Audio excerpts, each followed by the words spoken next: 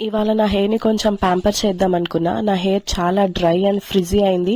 ఇట్లా మొత్తం ఎండిపోయిన గడ్డి ఎట్లుంటది, ఎంత రఫ్గా ఉంటుంది కదా, అట్లా అనిపిస్తుంది నా హెయిర్ పట్టుకుంటే. సో మెంతులు పెట్టుకుందాం అనుకున్నా. ముందు రోజు నైటే ఒక 4 to 5 టేబుల్ స్పూన్ మెంతులు నానబెట్టుకున్నా.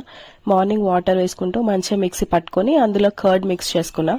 కావాలి అనుకుంటే ఒక 1 టేబుల్ స్పూన్ ఆయిల్ యాడ్ చేసుకోవచ్చు. అదంతా మంచిగా మిక్స్ చేసుకొని స్కాల్ప్కి ఇంకా హెయిర్ లెంత్కి ఈవెన్గా మొత్తం మంచిగా అప్లై చేసుకోవాలి. మెంతుల వల్ల హెయిర్ స్మూత్గా మంచిగా షైన్ ఉంటుంది.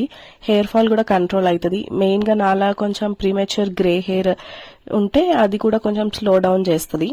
ఒక 30 to 45 మినిట్స్ తర్వాత నార్మల్గా షాంపూ లేకుండా హెయిర్ వాష్ చేసుకోవాలి.